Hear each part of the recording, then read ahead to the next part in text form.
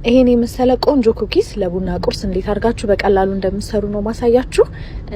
የምትጠቀሙት ደግሞ በጣም ትንሽ ግብአቶችን ነው እና ቀሚሴ ደግሞ አይ ነው በጣም ነው የሚያምረው። ማሂ ዲዛይን ነች የሰራችልኝ። በጣም ነው የሚያምረው። ቲክቶክ አካውንታን ከስር ሜንሽን አደርጋለሁ። መጀመሪያ የተጠቀምኩት 160 ግራም የገበታ ቂቤ ነው። ከዛ እሱ ላይ ደግሞ 90 ግራም የተፈጨ ስኳር አድርጌ አንድ ላይ ሚክስ አደርጋለሁ። ከዛ ቫኒላ 1 ማንኪያ አደርጋለሁ።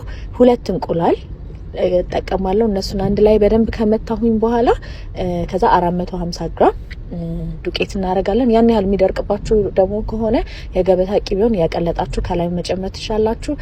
ከዛ ያን ያህል ማሸት አይጠበቅባችሁም። የቅርጽ ማውጫ ካላችሁ በሱ ካልሆነም ዳምጣችሁ ቤታችሁ ባለው ነገር ቅርጽ ማውጣት ትችላላችሁ። ፓትራውን ቂቤ መቀባት። ከዛ በ180 ዲግሪ ለ20 ደቂቃ ያክል ነው ያበሰልኩት። በጣም ነው የሚጣፍጠው። ፍርክሽክሽ የሚል አይነት ነገር ነው። ከዛ የወተት በቀረፋችንን እንደተለመደው አፈላና እጣናችንን እያጨስን ከባባዬ ጋር በላን። ሞክሩት፣ ወድታላችሁ። ሴቭ አድርጉት። መልካም ቀን።